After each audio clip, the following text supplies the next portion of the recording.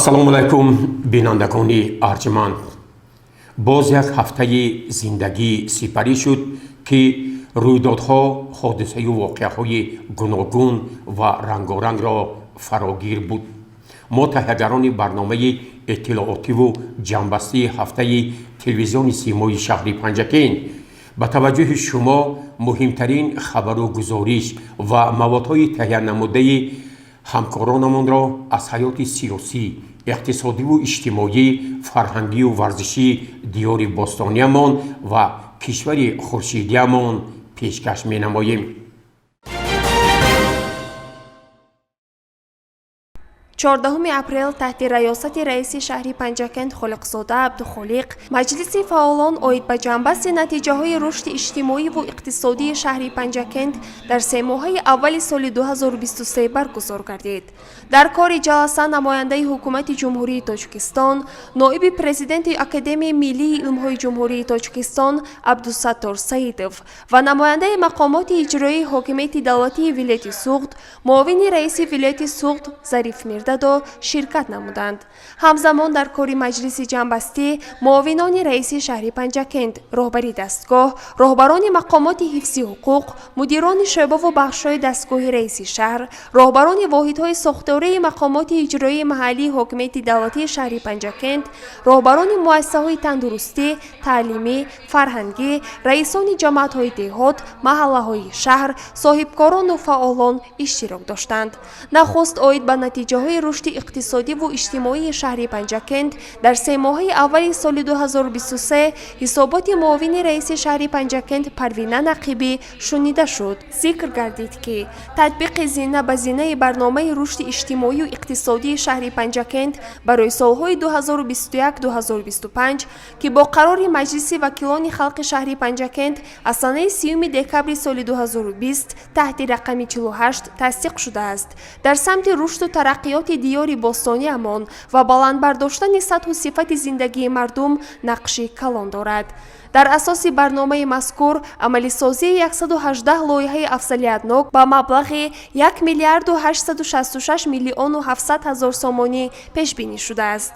дар давраи ҳисоботӣ барои иҷрои лоиҳаҳои пешбинишуда 793 миллиону 600 ҳазор сомонӣ хароҷот шудааст ки ин 42.5% иҷрои барномаро ташкил медиҳад. рафти иҷрои барномаи мазкур зери назорати доимии мақомоти иҷроии маҳаллии ҳокимияти давлатии шаҳри Панҷакент қарор дорад. мақомоти иҷроии маҳаллии ҳокимияти давлатии шаҳри Панҷакент ҷиҳати дастгирии давлатии ҳама намуди соҳибкорӣ ба хусус соҳибкорони хурдумиёна ва истеҳсолӣ дар ҳалли масъалаҳои иттилоотӣ, ташкилию ҳуқуқӣ ва молиявию қарздиҳӣ корҳои муайянро анҷом дод. бо мақсади мусоидат ба рушди соҳибкорӣ ва ҷалби бештари сармоягузорон дар асоси қарори раиси шаҳри Панҷакент шӯро оид ба рушди соҳибкорӣ ва беҳтар намудани фазои сармоягузорӣ ташкил карда шуда, фаъолияти он тибқи талаботи санадҳои меъёрии ҳуқуқӣ ба роҳ монда шудааст. мувофиқи нақшаи чорабиниҳо аз 14 октябри соли 2021 ҳар моҳ як маротиба мулоқоти раиси шаҳри Панҷакент бо соҳибкорони шаҳру деҳот баргузор гардида, муроҷиатҳои онҳо баррасӣ ва монеаву мушкилоти рушди соҳибкорӣ бартараф карда мешаванд. дар шаҳру деҳоти Панҷакент шумораи соҳибкорони инфиродӣ дар се моҳи аввали соли 2023 аз аввали ба қайдгирӣ 8934 нафарро ташкил дод, ки нисбат ба ҳамин давраи соли гузашта 80 нафар зиёд мебошад. дар давраи ҳисоботӣ аз ҳисоби ҳамаи манбаъҳои сармоягузории дохилӣ барои бунёди иншооти гуногун дар маҷмӯъ 141 миллиону 4800 сомонӣ маблағ гузорӣ шудааст. мақомоти иҷроии маҳаллии ҳокимияти давлатии шаҳри Панҷакент дар самти татбиқи ҳадафи чоруми миллӣ саноатикунонии босуръати кишвар, эълон гардидани солҳои 2022-2026 солҳои рушди саноат дар ҳамкорӣ бо вазорату идораҳои ҷумҳуриявӣ, вилоятӣ, шарикони рушд, соҳибкорон, нақшаи дурнамо таҳия ва тасдиқ намуда, иҷрои онро таҳти назорати доимӣ қарор додааст. аз рӯи ҷанбасти соли 2022 дар шаҳри Панҷакент 25 корхонаи саноатӣ фаъолият дошт. давоми 3 моҳаи аввали соли равон шумораи корхонаҳои саноатӣ ба 35 адад расонида шуда 34 ҷойи нави корӣ ташкил гардид. ин тадбир имкон дод ки ҳаҷми истеҳсоли маҳсулоти саноатӣ якҷо бо хизматрасонии пулакӣ 1 миллиарду 168 миллиону 786 сомониро ташкил дод. дар яке аз калонтарин корхонаҳои саноатии маъдан корхонаи муштараки Зарафшон давоми давраи ҳисобботӣ истеҳсоли маҳсулот 1 миллиарду 94 миллиону 755,4 ҳазор сомониро ташкил дод ки нисбат ба ҳамин давраи соли 2022 3 миллиону 261,4 ҳазор сомонӣ ё 0,3% кам мебошад. дар ин давра аз 38 намуди муҳимтарин маҳсулоти саноатӣ истеҳсоли 27 номгӯй ва ё 71% афзуда 10 номгӯй коҳиш ёфт ва 1 номгӯи маҳсулот истеҳсол нашудааст. ҳоло дар назди донишкадаи омӯзгории Тоҷикистон дар шаҳри Панҷакент парки технологӣ фаъолият дорад ва тибқи нақша ташкили боз 3 адад чунин паркҳои технологӣ пешбинӣ шудааст. бо мақсади иҷрои дастуру супоришҳои роҳбарияти давлату ҳукумати ҷумҳурии Тоҷикистон дар шаҳри Панҷакент барои таъмини либоси мактабӣ, 2 коргоҳи дӯзандагӣ, ҷамъияти дорои масъулияти маҳдуди маҳсул ва маърифатпарвар фаъолияти истеҳсолии хешро сол то сол беҳтар менамоянд. дар давраи ҳисобботӣ бо мақсади истеҳсолӣ сангҳои бинокории ороишӣ, 1 корхонаи саноатӣ оид ба истеҳсоли регу сангмайда, 2 корхонаи саноатӣ фаъолият оғоз намуд. аз тарафи ҷамъияти саҳумии пӯшидаи мармари Зарафшон ба маблағи 14 000 сомонӣ маҳсулот истеҳсол гардид ки ин нишондод нокифоя аст ва бояд роҳбарият ва масъулин ҷиҳати пурра ба кор андохтани иқтидорҳои истеҳсолии ин корхона тадбирҳои заруриро амалӣ намоянд. дар раванди татбиқи ҳадафи 4-уми миллӣ саноатикунонии босуръати кишвар дар назди корхонаи муштараки Зарафшон бунёди коргоҳи металлургии истеҳсоли мис, полоишгоҳи сеюм бо васлу насби технологияи замонавӣ дар арафаи анҷомёбӣ қарор гирифта 200 нафар мутахассисону коргарон бо ҷойи кор таъмин мешаванд. аз 35 корхонаи саноатии фаъол ки аз он 2 корхона хусусияти хизматрасонии саноатӣ доранд дар 3 моҳаи аввали соли 2023 24 корхона нисбат ба ҳамин давраи соли гузашта сатҳи истеҳсолро баланд бардошта, 6 корхона сатҳи истеҳсолро 22,8% коҳиш доданд ва 5 корхона тамоман фаъолият накардааст. шоъбаву бахшҳои мақомоти иҷроии маҳаллии ҳокимияти давлатии шаҳри Панҷакентро зарур аст ки дар доираи барномаву нақшаҳои қабул гардида ҷиҳати ташкил намудани корхонаҳои нави истеҳсолӣ, ворид намудани технологияҳои нави замонавӣ, ислоҳи камбудиҳои дар соҳаи саноат ҷой дошта таваҷҷӯҳи ҷиддӣ зоҳир намоянд. ба истиқболи 35-умин солгарди истиқлоли давлатии ҷумҳурии Тоҷикистон дар қаламрави шаҳру деҳоти Панҷакент бунёди 1000 иншооти таъйиноти гуногун ба нақша гирифта шудааст. давоми 3 моҳаи аввали соли 2023 бо маблағгузории ҷумҳуриявӣ, вилоятӣ ва шаҳрӣ инчунин бо ҷалби сармояи соҳибкорон 15 иншооти ҷашнӣ сохта шуд. иҷрои нақшаҳои ободонӣ таҳти назорат, ғамхорӣ ва кӯмакҳои раиси вилояти Суғд Раҷаббой Аҳмадзода қарор дорад. дар ҷараёни сафари кории раиси вилояти Суғд ба шаҳри Панҷакент ки санаи 19 марти соли равон сурат гирифт, кӯдакистони хусусии ба номи Абу Абдуллоҳи Рӯдакӣ дар маҳаллаи Зардолузор, бинои мактаби нав дар деҳаи бостондеҳи ҷамоати деҳоти Саразм, меҳмонхонаи Ашам дар деҳаи Ғӯсари ҷамоати деҳоти Лоиқшералӣ, маркази хизматрасонии тиббии Ансорӣ дар хиёбони Рӯдакӣ ба истифода супорида шуданд. ҳамзамон корҳои сохтмону ободонӣ дар 15 бинои истиқоматии бисёр ошрона бо марказҳои савдо ва хизматрасонӣ дар маркази шаҳри Панҷакент, бинои беморхонаи минтақавӣ дар деҳаи Ғӯсари ҷамоати деҳоти Лоиқшералӣ, муассисаи таълимӣ барои 240 хонанда дар деҳаи боғчаи ҷамоати деҳоти Шинг, якасадаи ҷамоати деҳоти Саразм, деҳаи Саври ҷамоати Халифа Ҳасан, деҳаи дашти ҷамоати деҳоти Сӯйҷина бо суръат идома дорад. дар соҳаи сохтмон низ пурра таъмин нашудани иншоот, масолиҳи сохтмонии истеҳсоли маҳаллӣ дар ҳолати садамавӣ қарор доштани 2 муассисаи таҳсилоти миёнаи умумӣ, 3 муассисаи таълимӣ ба таъмири асосӣ ниёз доранд. бо мақсади кам намудани талафоти нерӯи барқ ва коҳиш додани хароҷоти исрофкоронаи барқ аз тарафи масъулини шабакаҳои барқи шаҳри Панҷакент, корҳои фаҳмондадиҳӣ ва санҷишҳои муштариён идома ёфта ҳисоб баробаркунии нерӯи барқи истифодашудаи муштариён тибқи барномаи биллинги роҳандозӣ шудааст.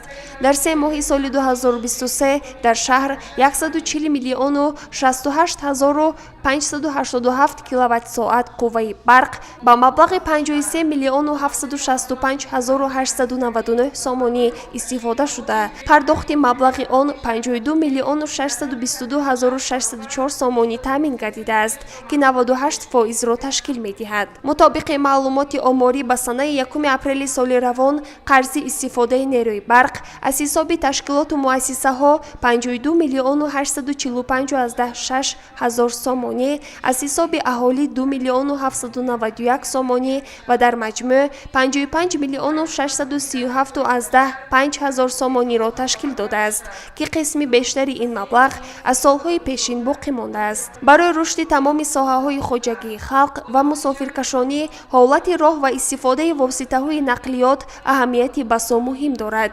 мақомоти иҷроии маҳаллии ҳокимияти давлатии шаҳри Панҷакент ҷиҳати иҷрои муқаррароти қарори ҳукумати ҷумҳурии Тоҷикистон аз 24 феврали соли 2023 таҳти рақами 36 дар ҳамкорӣ бо Вазорати нақлиёти ҷумҳурии Тоҷикистон зерсохтори муассисаи давлатии нигаҳдории роҳҳои автомобилгарди шаҳри Панҷакент барои дар ҳолати хуб нигоҳ доштани 296.9 километр роҳҳои автомобилии шаҳру деҳот тадбирҳои амалӣ меандешад. солҳои охир бо сабаби авзои мушкили ҷаҳон, боло рафтани нархи маводи ғизоӣ аз ҷумла маҳсулоти соҳаи кишоварзӣ дар таъмини бозори истеъмолӣ бо молу маҳсулоти фаровону арзон нақшу масъулияти кишоварзони шаҳри Панҷакент бояд ба талаботи замони имрӯза мутобиқ бошад. қайд гардид ки давлату ҳукумати ҷумҳурии Тоҷикистон ба соҳаи иҷтимоиёт таваҷҷӯҳи рӯзафзун зоҳир намуда, барои рушди соҳаҳои маориф, тандурустӣ, фарҳанг, варзиш, сайёҳӣ маблағҳои зарурӣ ҷудо гардидаанд. давоми 3 моҳаи аввали соли 2023 бо маблағгузории буҷети давлатӣ ва дастгирии соҳибкорону аҳолӣ дар маҳаллаи навбунёди Саразм-2 барои сохтбони бинои нави мактаб санги асос гузошта шуд. мақомоти иҷроии маҳаллии ҳокимияти давлатии шаҳри Панҷакент аз камбудиҳои соҳаи маориф огоҳ аст. бинобар ин барои аз таъмири асосӣ баровардани мактабҳо, харидорӣ намудани мизу курсӣ, таъмиру навсозии бинои кӯдакистонҳо, ҷудо намудани маблағҳо аз буҷети давлатӣ тадбирҳои мушаххасро ба нақша гирифтааст. нақши занону бонувон дар рушди ҷомеа хеле калон аст. аз шумораи умумии 153,606 нафар занон, 70 нафари онҳо дар вазифаҳои роҳбарикунанда фаъолият менамоянд. аз ҳисоби бонувон 2 нафар вакили маҷлиси вакилони халқи вилояти Суғд, 8 нафар вакили маҷлиси вакилони халқи шаҳр, 40 нафар вакилони ҷамоатҳо интихоб гардида, шумораи хизматчиёни давлатӣ аз ҳисоби занон 62 нафар ва соҳибкорон 2195 нафарро ташкил медиҳанд. пешвои муаззами миллат президенти ҷумҳурии Тоҷикистон муҳтарам Эмомалӣ Раҳмон пайваста таъкид менамоянд ки имрӯзу ояндаи Тоҷикистон дар дасти ҷавонон аст. дар диёри бостонӣ мо 106400 нафар ҷавонон кору зиндагӣ менамоянд, ки аз ин шумора 53300 нафарро духтарон ташкил медиҳанд. бо мусоидати мақомоти иҷроии маҳаллии ҳокимияти давлатии шаҳри Панҷакент барои ба тарбияи ҷисмонӣ, рушди варзиш, иштироки варзишгарони Панҷакент дар мусобиқаҳои гуногун корҳои муайян анҷом дода шуданд. дар ҳудуди шаҳру деҳотамон 29 майдончаи варзишӣ, 38 толори варзишӣ, 2 ҳафзи шиноварӣ, 2 маҷмаи варзишӣ ва 1 варзишгоҳи марказӣ фаъолият намуда, дар доираи омодагӣ ба 35-умин солгарди истиқлоли давлатии ҷумҳурии Тоҷикистон бунёди даҳҳо иншооти варзишӣ ва марказҳои фарҳангию фароғатӣ барои ҷавонон пешбинӣ шудааст. қобили зикр аст ки дар 3 моҳаи аввали соли равон варзишгарони диёри бостонӣ амон дар 4 мусобиқаи кушоди шаҳри Душанбе, мусобиқаҳои ҷумҳуриявӣ, вилоятӣ ва берун аз ҳудуди кишвар аз ҷумла дар ҷумҳурии Ӯзбекистон аз рӯи намудҳои гӯштини ҷудо иштирок намуда, соҳиби 2 медали биринҷӣ гардиданд. маҷмӯъан дар 3 моҳаи аввали соли равон варзишгарони мо барои ғалаба дар мусобиқаҳо сазовори 52 медал, аз ҷумла 12 медали тилло, 17 медали нуқра ва 23 медали биринҷӣ гардиданд. бахши кор бо ҷавонон ва варзиши шаҳр вазифадор карда шуд ки бо гарм шудани ҳаво барои таъмиру ободонии иншооти варзишӣ бештар ташкил намудани мусобиқаҳои варзишӣ дар ҷамоатҳои деҳот чораҳои мушаххасро амалӣ намояд. шумораи умумии муҳоҷирони меҳнатӣ аз шаҳри Панҷакент дар хориҷ аз кишвар 4633 нафар, аз ҷумла 3163 нафар мард ва 1470 нафар занонро ташкил медиҳад, ки нисбат ба ҳамин давраи соли гузашта 1462 нафар зиёд мебошад. дар ин давра аз кишварҳои хориҷӣ 3320 нафар шаҳрвандон, аз ҷумла 1031 нафар зан ва 2289 нафар мард ба диёри хеш баргаштанд. таъмини нафақа ва кӯмакпулиҳо таҳти назорати доимии мақомоти иҷроии маҳаллии ҳокимияти давлатии шаҳри Панҷакент қарор дорад. ба санаи 1 апрели соли равон дар шаҳру деҳотамон 26963 нафар нафақигирон ба қайд гирифта шудааст, ки нисбат ба ҳамин давраи соли гузашта 690 нафар зиёд аст. дар 3 моҳи аввали соли равон ба собиқадорони ҷангу меҳнат, оилаҳои камбизоат, маъюбон, шахсони яккаву танҳо, хонаи пиронсолон ва маъюбон дар арафаи иду ҷашнҳои миллӣ аз ҳисоби мақомоти иҷроии маҳаллии ҳокимияти давлатии шаҳр ва шахсони саховатпеша ба маблағи умумии 5 миллиону 917 ҳазору 272 сомонӣ кӯмакҳои яквақтаинаи моддӣ ва молиявӣ расонида шуд. иҷрои қонуни ҷумҳурии Тоҷикистон дар бораи танзими анъана ва ҷашну маросими миллӣ масъулинро водор намудааст, ки корҳои тарғиботиву ташвиқотиро вусъат бахшида, талаботи онро пурра риоя намоянд. барои амалӣ намудани қонуни мазкур дар шаҳру деҳоти Панҷакент 15 комиссияи доимо амалкунанда ва 130 комиссияи ҷамъиятӣ фаъолият менамоянд.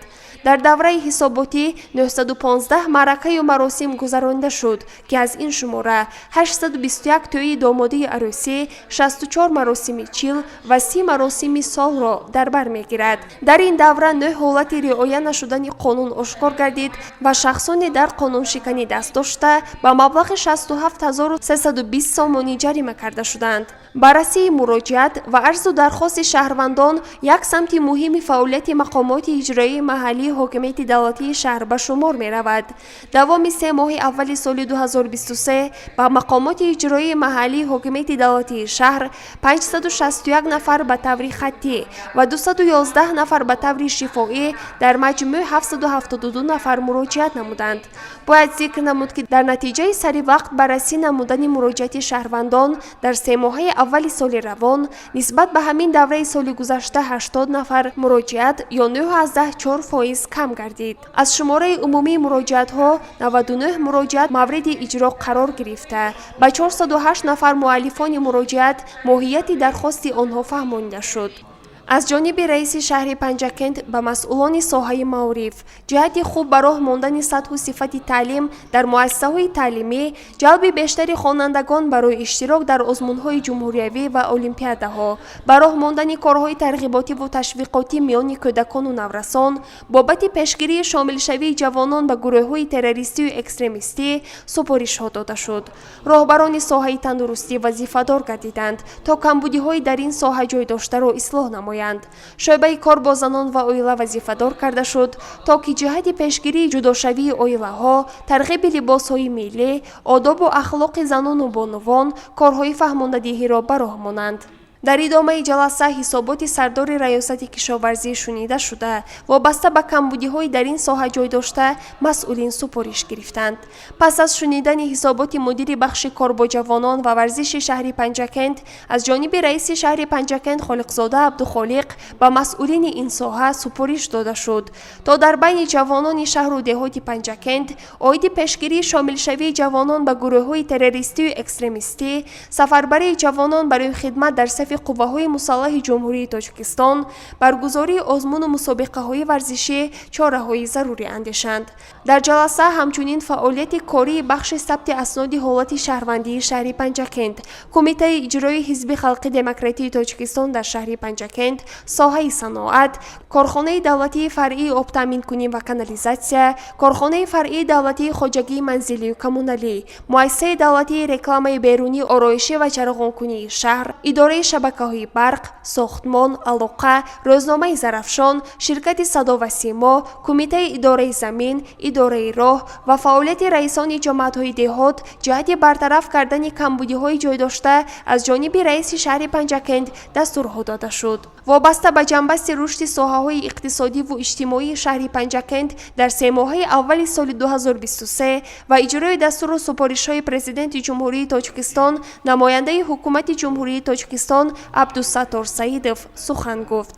ҷиҳати иҷрои қонуни ҷумҳурии Тоҷикистон дар бораи танзими анъана ва ҷашну маросимҳои миллӣ, сафарбарии ҷавонон барои хидмат дар сафи қувваҳои мусаллаҳи ҷумҳурии Тоҷикистон, ҷоннок намудани корҳои тарғиботиву ташвиқотӣ дар байни аҳолӣ ва ҳидоятҳои раиси вилояти Суғд Раҷабой Аҳмадзода, муовини раиси вилояти Суғд Зариф Мирдадо маъруза намуд.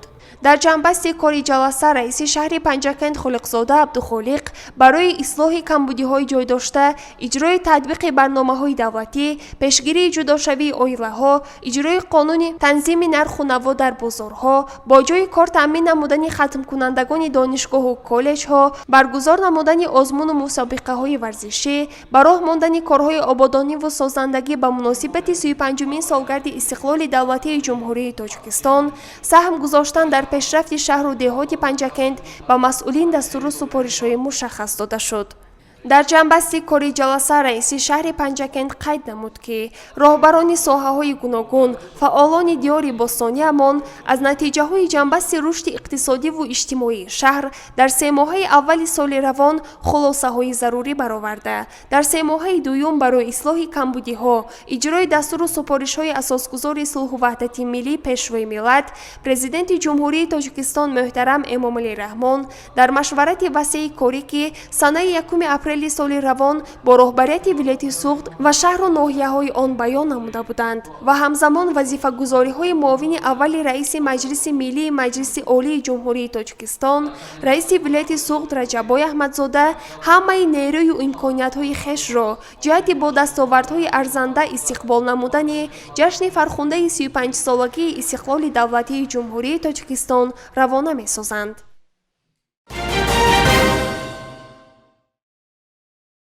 субҳи санаи 10 апрели соли равон дар толори хурди мақомоти иҷроии маҳаллии ҳокимияти давлатии шаҳри Панҷакент маҷлиси ҳафтавори назоратии назди раиси шаҳр баргузор гардид.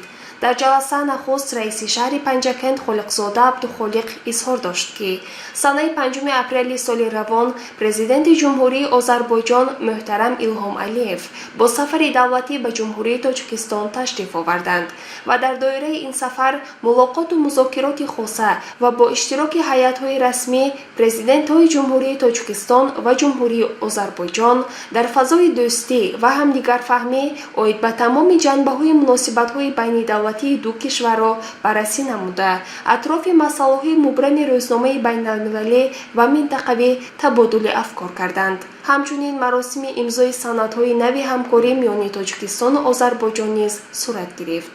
раиси шаҳри Панҷакент ба масъулин ҷиҳати дар сатҳи баланд баргузор намудани озмунҳои ҷумҳуриявии фурӯғи субҳи доноӣ китоб аст, илм фурӯғи маърифат ва Тоҷикистон ватани азизи ман чораҳои зарурӣ андешанд.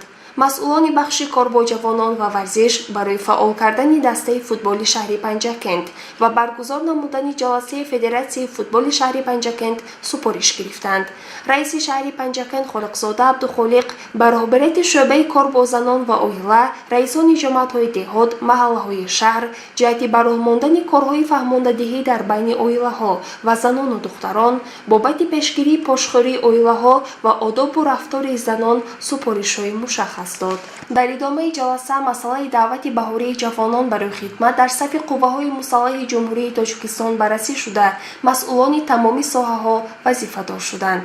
ҳамчунин раиси шаҳри Панҷакент чанде аз эродҳои хешро оид ба фаъолияти корхонаи фаръии давлатии хоҷагии манзилию коммуналӣ, корхонаи давлатии фаръии обтаъминкунӣ ва канализатсия, соҳаи кишоварзӣ ва дигар соҳаҳо баён намуда, аз масъулин даъват намуд, то ҳарчи зудтар камбудиҳоро ислоҳ намоянд.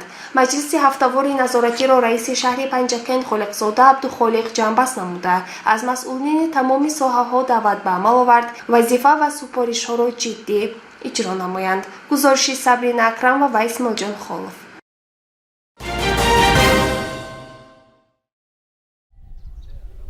дар партави сиёсати бунёдкоронаи асосгузори сулҳу ваҳдати миллӣ пешрӯи миллат президенти ҷумҳурии Тоҷикистон муҳтарам Эмомалӣ Раҳмон ки рушди саноат дар меҳвари он қарор дорад ва дастурҳои раиси вилояти Суғд Раҷаббой Аҳмадзода дар яке аз корхонаҳои азими саноати кӯҳкории мамлакат корхонаи муштараки Зарафшон корҳои ободонию созандагӣ вусъат меёбад. Дар корхона баробари истеҳсоли маҳсулоти саноатӣ ҳоло бунёди корхонаи коркарди мис ҷараён дорад ки баъди ба истифода додани он боз 200 ҷойи кории нав муҳайё хоҳад шуд.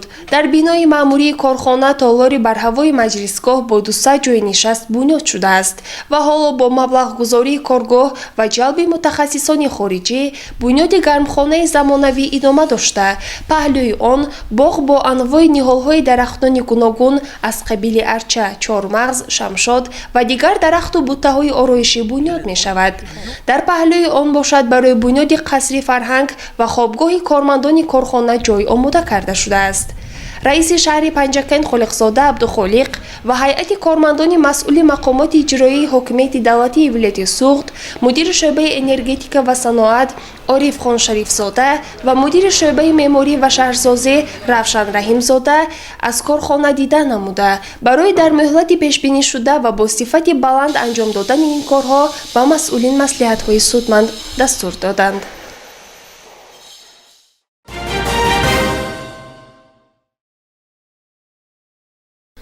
сокинони деҳаи Чорбоғи ҷамоати деҳоти Косатарош ба ҳидоятҳои президенти ҷумҳурии Тоҷикистон муҳтарам Эмомалӣ Раҳмон ва дастурҳои раиси вилояти Суғд Раҷаббой Аҳмадзода ҷиҳати саҳмгузорӣ дар ободии диёр бо кори амалӣ ҷавоб мегӯянд. Бо дастгирии мақомоти иҷроии ҳокимияти давлатии шаҳри Панҷакент ва саҳмгузории сокинон ҳоло бунёди бинои нави беморхонаи минтақавӣ дар деҳа идома дорад. раиси шаҳри Панҷакент Холиқзода Абдухолиқ ва мудири шӯъбаи меъморӣ ва шаҳрсозии мақомоти иҷроии ҳокимияти давлатии вилояти Суғд Равшан Раҳимзода аз рафти сохтмони бинои беморхона дида намуда бо ҳашарчиён суҳбат карданд ва ба онҳо барои ин иқдоми наҷиб изҳори сипос гуфтанд. Дар ҳашари бунёди ин бинои дуқабата рӯзи бозид беш аз 150 нафар сокинони деҳа иштирок доштанд ва тавре қайд гардид бо саҳмгузории сокинон масолеҳи сохтмон аз қабили хишт, хишти сементӣ, арматур, симент, қум захира шудааст ва ҳар рӯз даҳҳо нафар дар деворбардории қабати якуми бино иштирок менамоянд. рафти сохтмон ва сифати корҳои бинокорӣ аз ҷониби шӯъбаҳои марбутаи мақомоти иҷроии маҳаллии ҳокимияти давлатии шаҳр назорат карда мешавад.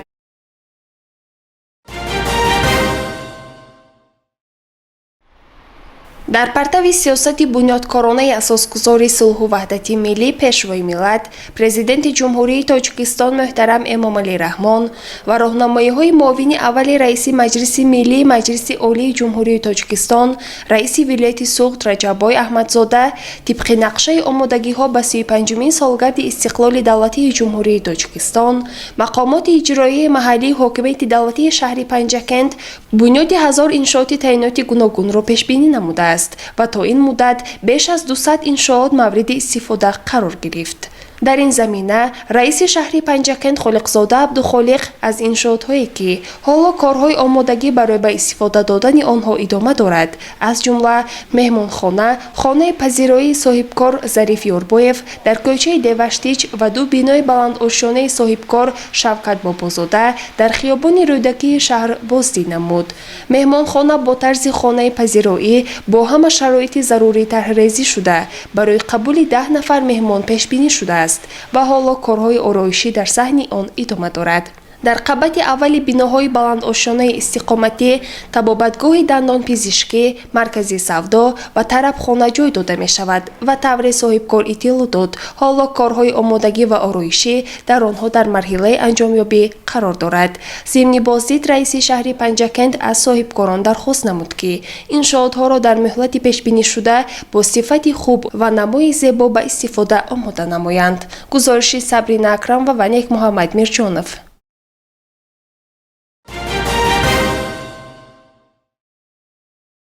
هر هفته روز شنبه در مقامات اجرایی محلی حاکمیت دولتی شهر پنجکند روز قبولی شهروندان جهت بررسی و حل مشکلات و درخواست‌های ساکنان شهر پنجکند گذرانده می شود و ساکنان شهر و دهات می توانند در آن اشتراک نموده برای حل مشکلاتشان مراجعت نمایند. سنه 8 اپریل سال روان در تالار خرد مقامات اجرایی محلی حاکمیت دولتی شهر پنجکند تحت رهبری معاون رئیس شهر پروین نقیبی قبول شهروندان برگزار گردید.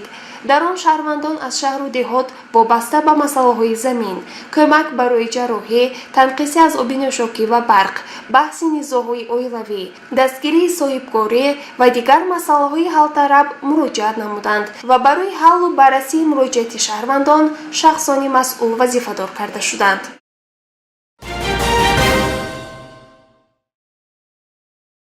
در تالار خردی مقامات اجرایی و حاکمیت دولتی شهری پنجکند تحت رهبری خوشوقتزاده ارکین معاون رئیس شهر جلسه کاری اوید به آمادگی زمین به کشتی بهاری، کشتی بروقتی کارتوشکا و دیگر مسائل کشاورزی دایر گردید. در مجلس رئیسان خواجگی‌های کشاورزی، سهمداران و رئیسان جماعت‌ها اشتراک داشتند. خوشوقتزاده ارکین قید نمود که ما باید در زمینه دستور و سپارش‌های اساسگذاری صلح و وحدت ملی پیشوای ملت پرزیدنت جمهوری تاجیکستان محترم امامعلی رحمان جهت تامین امنیتی اوضاع‌قواری راهنمایی‌های معاون اول رئیس مجلس ملی مجلس عالی جمهوری تاجیکستان رجب‌بای احمدزاده به کشتی بروقتی کارتوشکا شروع نماییم. از رئیسان جماعت‌ها در مورد زمین‌های آماده بوده و مقداری تخمی‌های کشت می‌شده پرسان شده اضافه نمود که در نزدیکترین فرصت از رفت کشتی بروقتی کارتوشکا بازدید به عمل خواهد آورد. معاون رئیس شهر مسئولین را وظیفه‌دار نمود تا جهت سری وقت آغاز نمودن کشتی کارتوشکا همه تدبیرهای ضروری را راه اندازی نمایند و اگر مقداری تخمی‌ها برای کشت کم باشد مقامات آماده است با آنها جهت دسترس نمودن تخمی کمک رساند. در زمین‌هایی که نارسایی آب به مشاهده می‌رسد آن برطرف کرده می شود. با اطلاع دفتر مطبوعاتی رئیس شهری پنجکند امسال در خواجگی‌های جماعت دهات تصمیم گرفتند که بیشتر کارتوشکای بروقتی شینانند. با استفاده از روزهای آفتابی کشتی کارتوشکا باشد وسعت می‌یابد. در مجموع این بهار کشاورزان شهری پنجکند به نقشه گرفتند که در 3900 هکتار زمین کارتوشکا کشت نمایند. گزارشی مرتبه رحمان و خیام جورایف.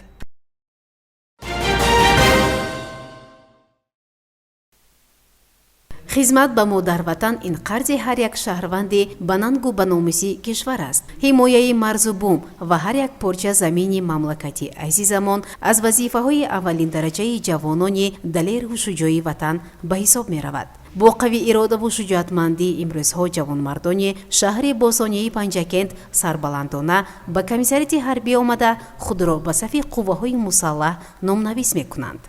من даъватшаванда Саидзода Шаҳзод аз ҷамоати деҳоти Халифа Ҳасан маҳаллаи Девашти бо аризаи пешниҳод намудаи худ мехоҳам ба сафи қувваҳои мусаллаҳи ҷумҳурии Тоҷикистон дохил шуда айни ҳол дар мактаби ронандагии ташкилоти ҷамъияти мададгори мудофиа таҳсил намуда истодам. Хизмат ба ватан қарз ҳар як фарзанди ҷумҳурии Тоҷикистон мебошад. аз ҷавонон хоҳиш менамоям ки биёянд ба ватани худ содиқона хизмат намуда бо сари баланд ба назди падару модари хеш баргарданд.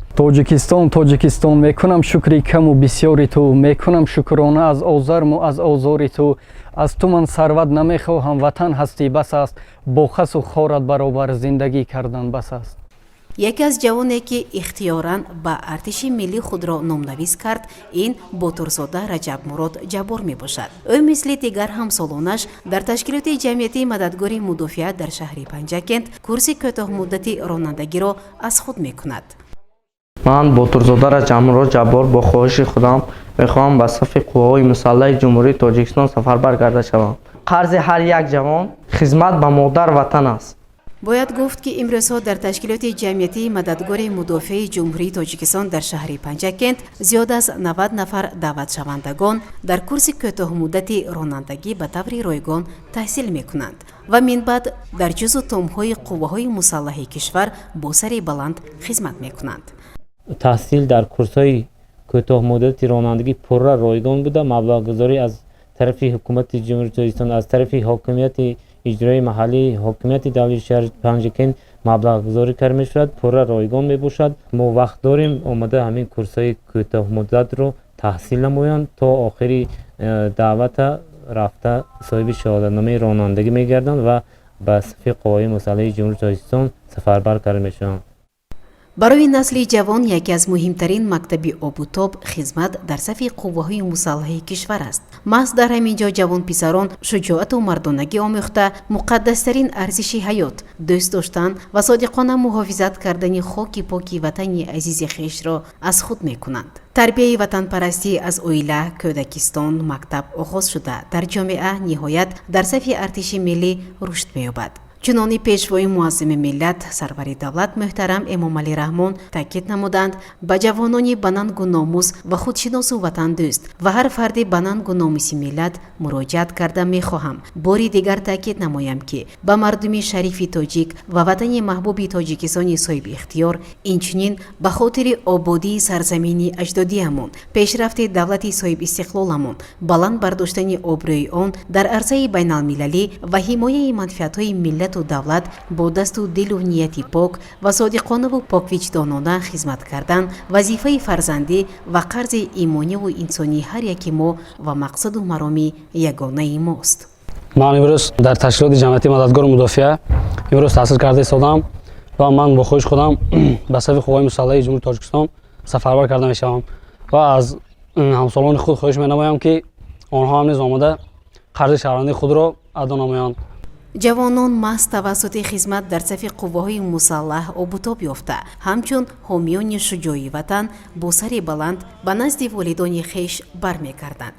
ёдовар мешавем ки санаи 3 апрели соли равон аввалин гурӯҳи ҷавонони синни даъватии шаҳру деҳоти Панҷакент ба сафи қувваҳои мусаллаҳи ҷумҳурии Тоҷикистон сафарбар шуданд.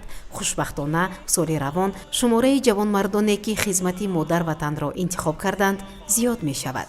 мо умед мекунем ки ҷавонмардони шаҳру деҳоти Панҷакент бо ифтихори ватандорӣ дар маъракаи баҳории даъват бо сари баланд ба сафи қувваҳои мусаллаҳи ҷумҳурии Тоҷикистон шомил гардида қарзи муқаддаси шаҳрвандии хешро сарбаландона иҷро менамоянд.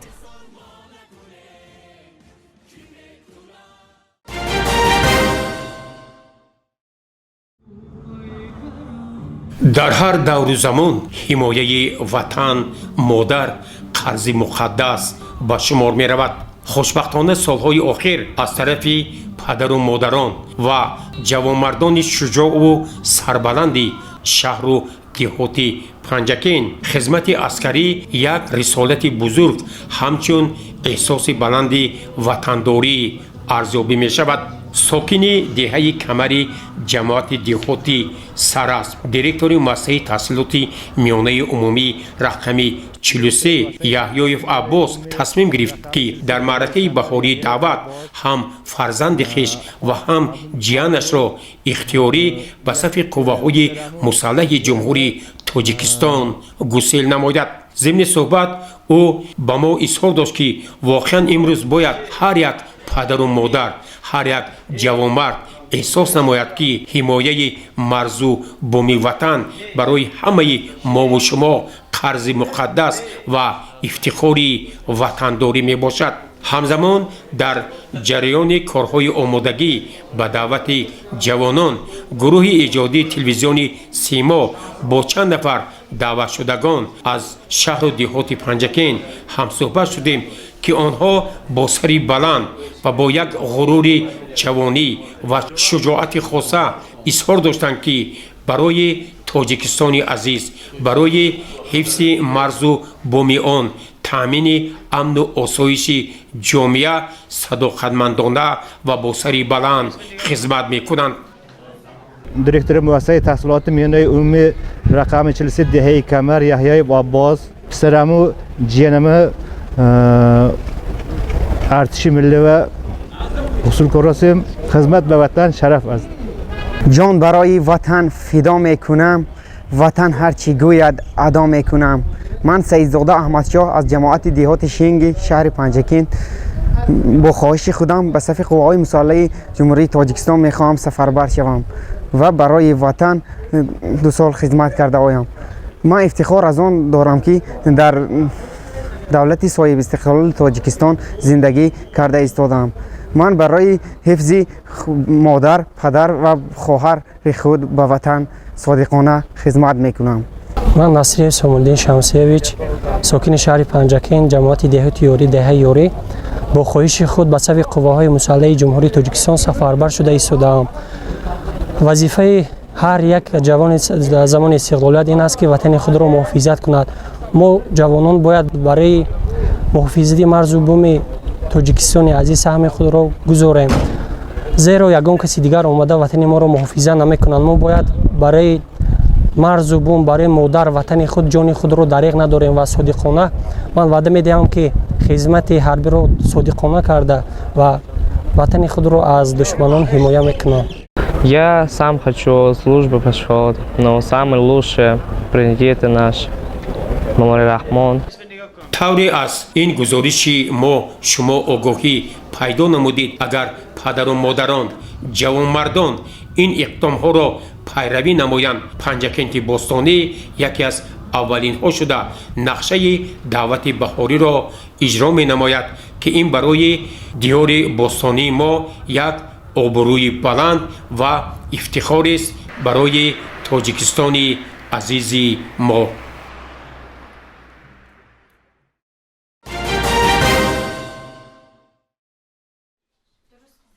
در اساس نقشه چاره‌بینی‌های تحریزی گردیده کتابخانه فیلال‌های بچگانه رقم 1 و 4 سلسله چاره‌بینی‌ها در کتابخانه‌های بچگانه دایر گردید. از قبیل نمایش وسیع کتابی تحت عنوان ادیبان بچگانه ما، صحبت‌ها، واخره‌ها، میزهای مدور، خلاصه کتابشناسی بخشیده به سالگرد ادیبان بچگانه، بخشیده به 100 سالگی امینجان شکوهی، 145 سالگی سردفتر ادبیات معاصر تاجیک صدرالدین عینی، اینچنین به جشنواره بابا حاجی، آزاد امینزاده و غیره ها. چطور جلیل و نرگس سرمتخصص کتابخانه سیستم مرکزانیده شده گفته گذشت حالا در کشور فستیوال جمهوریوی هفته کودکان و نورسان تاجیکستان راه اندازی گردیده است. بخشیده به این در همه کتابخانه های شهر و نواحی مملکت واخوری و صحبت ها، کنفرانسیا و میزی مدور دایر گردیده ایستاده است. بخشیده به 145 سالگی سردفتر ادبیات معاصر تاجیک صدرالدین عینی در کتابخانه مرکزی شهر میزی مدور تحت عنوان صدرالدین عینی استاد مربی برگزار گردید. در آن خوانندگان فعال کتابخانه‌های 1 و 4 اشتراک نمودند. سراول خوانندگان درباره زندگی نامه و کار و فعالیت صدرالدین عینی معلومات مختصر داده بعداً شعرهای شاعر را قرائت کردند. بیایید ای رفیقان درس خوانیم، به بیکاری و نادانی نمانیم. به عالم هر کسی بیکار گردد، به چشم اهل عالم خار گردد. دوستان فاجعه سخت بیامد به سرم، رفت از این فاجعه روح از تن و نور از بصرم. جگرم آب شد و ریخت ز دو چشم ترم، جگرم وا جگرم وا جگرم وا جگرم. خواهمان خانه بیداد و ستم ویران باد، خواهمان محکمه جبر مزارستان باد.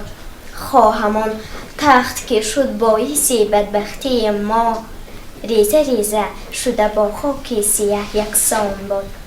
خواهمان مفتی و آن قاضی و آن شاه و وزیر، سرنگون گشته به خون خودشان غلطان باد. اینچنین خوانندگان از عنوانها و اثرهای سردفتر ادبیات معاصر تاجیک قهرمان تاجیکستان صدرالدین عینی سخن نموده با گفتن حکایه ها به میزی مدور حسن دیگر بخشیدند. از استاد بزرگوار صدرالدین عینی به ما میراث گرانبار باقی مانده است که آنها اینها: تاریخ انتقال بخارا سال 1920، جلادان بخارا سال 1920، پاوست آتنا سال 1924، رامن داخونده سال 1927، رامن غلامان سال 1934. یادداشت‌ها در 4 کتاب. اثرهای در کلیات صدرالدین عینی 15 تا نشر در مکتب کهنه. صدرالدین عینی سنه 15 اپریل سال 1878 در شهری بخارا به دنیا آمده. سال 1954 در شهر دوشنبه وفات نموده است. او بنیادگذار ادبیات شوروی تاجیک، نویسنده، عالم، اکادمیک و نخستین پرزیدنت اکادمی علم‌های تاجیکستان، خادم خدمت نشان داده علم جمهوری شوروی سوسیالیستی تاجیکستان، اکادمیک فخری اکادمی علم‌های جمهوری شوروی سوسیالیستی ازبکستان و قهرمان تاجیکستان می باشد. گزارش مرتبه رحمان و شهباز قربانوف.